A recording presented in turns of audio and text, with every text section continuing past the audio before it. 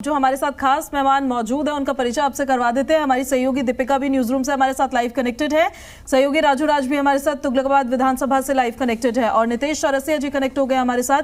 आम आदमी पार्टी के प्रवक्ता है अवधेश उपाध्याय कनेक्ट हो गए हैं, भारतीय जनता पार्टी के प्रवक्ता है आदेश भारद्वाज कनेक्ट हो गए हैं, कांग्रेस पार्टी से प्रवक्ता है राहुल तालान जी कनेक्ट हो गए हैं, राजनीतिक विश्लेषक है रोहित भारती जी हमारे साथ कनेक्टेड है, स्टूडियो में हमारे साथ मौजूद है वरिष्ठ पत्रकार है। एक बार फिर से स्वागत है आप सभी लोगों का। और शुरुआत चलिए नितेश जी आप ही के साथ कर लेते हैं। ये कैश फ्लो की बात आरोप दोनों ही पार्टियां एक दूसरे पर लगा रही हैं, पर इलेक्शन से पहले कैश फ्लो होता हुआ अगर आपको नजर आ रहा है सर, क्या कहेंगे सर इस पे? सबसे पहले तो आप सभी को मेरा नमस्कार, आपके दर्शकों को मेरा नमस्कार और आपके चैनल के माध्यम से तमाम सभी दर्शकों को मैं निवेदन करना चाहूंगा, दिल्ली की जनता को निवेदन करना चाहूंगा कि आज के दिन अपने मतों का प्रयोग करें। लोकतंत्र के इस महापर्व में आप सब भागीदार बने, मैं आप सब से हाथ जोड़ के नम्र निवेदन करता हूँ। दूसरी बड़ी प्रमुख बात, आम आदमी पार्टी तो वैसे ही हर तरफ से खुली, हर तरफ से, चाहे आपने ईडी से भी जांच करा लिया, आपने सीबीआई से भी जांच करा लिया, हमारी फाइलें सारी खुल ली। हमारे पास तो चुनाव लड़ने के पैसे नहीं है और जिस छपरी पीए की बात कर रहे हैं वो किसी तरीके से दूर दूर तक वो हमारे पार्टी से उसका कोई नाता नहीं है। कम से कम पकड़ते, एक स्क्रिप्ट तैयार करते, तो अच्छे व्यक्ति को पकड़ते, उसकी तो पर्सनालिटी देख के नहीं लगती कि वो कहीं दूर दूर से हमसे नाता रखता हो। तो इसलिए पूंजीपतियों की पार्टी तो भारतीय जनता पार्टी है, धन कुबेर की पार्टी भारतीय जनता पार्टी है और धन का और गुंडागर्दी, बल, बाहुबल और इस तरीके की सारी सामग्रियां किसके पास है? भारतीय जनता पार्टी के पास है। हमारी लड़ाई एक तरफ आम आदमी की लड़ाई है बनाम, ठीक है सर, शुरुआत में छोटे छोटे रिएक्शंस रखते हैं। अवधेश उपाध्याय जी, उनके पास चुनाव लड़ने का पैसा नहीं है, कह रहे स्क्रिप्ट तो अच्छी तैयार कर लेते हैं आप।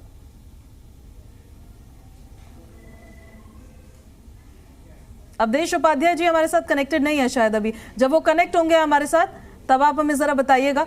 लेकिन एक बार पहले राजू राज आपका रुक कर लेते हैं, आप जरा तस्वीरें दिखा दीजिए वहां की एक बारी जहां पर अभी आपकी मौजूदगी है।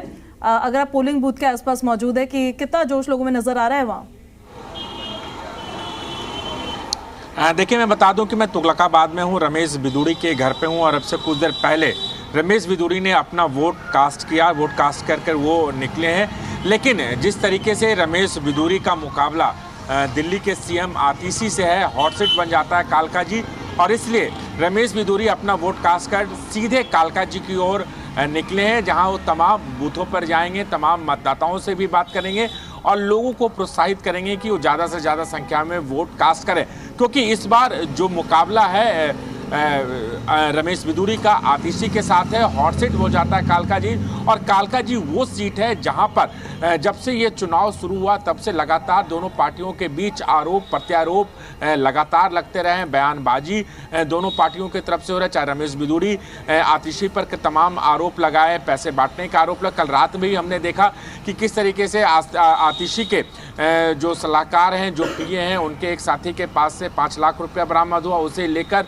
आरोप लगाया गया, उसमें मुकदमा भी दर्ज किया गया। दूसरी तरफ आतिशी की तरफ से रमेश बिदूड़ी और उनके जो भतीजे हैं और उनके बेटे के ऊपर आरोप लगाया गया किस तरीके से वहां पर गुंडागर्दी चल रही है। तो लगातार आरोप प्रत्यारोप चलते रहे, लेकिन इस बीच आज चुनाव है, लगातार दोनों पार्टियां, चाहे वो भारतीय जनता पार्टी हो या फिर आम आदमी पार्टी, लगातार हावी हो रहे हैं, या कैश फ्लो की बात करें, फ्री एंड फेयर इलेक्शन की बात करें, ये तमाम ऐसे मुद्दे हैं जो कि दिल्ली विधानसभा चुनाव से पहले बढ़ चढ़कर उठे और आज भी उठ रहे हैं। अवधेश उपाध्याय जी भी हमारे साथ जुड़ चुके हैं, प्रवक्ता हैं भारतीय जनता पार्टी से। अवधेश जी, जी दिल्ली एनसीआर हरियाणा पर आपका बहुत बहुत स्वागत है। क्योंकि देखिए, अभी कुछ ही देर पहले हमने सुना कि सीएम आतिशी जब वोट देने के लिए पहुंची थी और इससे पहले भी उनकी ओर से ट्वीट किया गया है कि एक धर्म युद्ध है, तो क्या मान लिया जाए कि राजनीतिक दलों के लिए, खासतौर पर हम बीजेपी के लिए आपसे प्रतिक्रिया चाहेंगे कि क्या ये दिल्ली का चुनाव अस्तित्व की लड़ाई बन चुका है? जी देखिए, सबसे पहले तो मैं दिल्ली के 70 विधानसभा के जो भी सम्मानित मतदाता हैं सभी से अपील करना चाहूंगा आपके चैनल के माध्यम से कि घर से निकलें, अपना मतदान करें, पहले मतदान फिर जलपान, क्योंकि देखिए आपका ही एक वोट दिल्ली को जो है भ्रष्टाचार मुक्त विकसित राजधानी बना सकता है। अब आते हैं बात जो आतिशी जी कह रही थी धर्मयुद्ध है।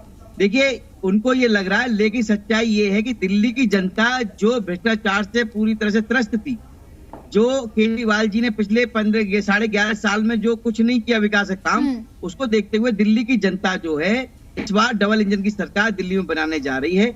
और आप देख रहे हैं कि जो लोकतंत्र का महापर्व जो है, इसमें दिल्ली की जनता बढ़ चढ़कर हिस्सा ले रही है। पूरी तरह से उसने पूरा तरह से मन बना रखा है कि दिल्ली को विकसित राजधानी बनाना है तो हमें भ्रष्टाचार मुक्त राजधानी दिल्ली बनाना पड़ेगा। आदेश भारद्वाज, मैं लौटूंगी आपके पास। आदेश भारद्वाज जी के पास जाएंगे, लेकिन उससे पहले एक बड़ी खबर आ रही है। फिर दीपिका आप उनसे सवाल ले लीजिएगा। चांदनी चौक में वोटिंग पर यह बड़ी खबर सामने आ रही है कि सुबह 9 बजे तक केवल 4.7% ही मतदान हुआ है। चांदनी चौक में वोटिंग की एकदम सुस्त रफ्तार यहाँ नजर आ रही है। सुबह 9 बजे तक 4.7%। तपन सर, कैसे देखते हैं आप इसे?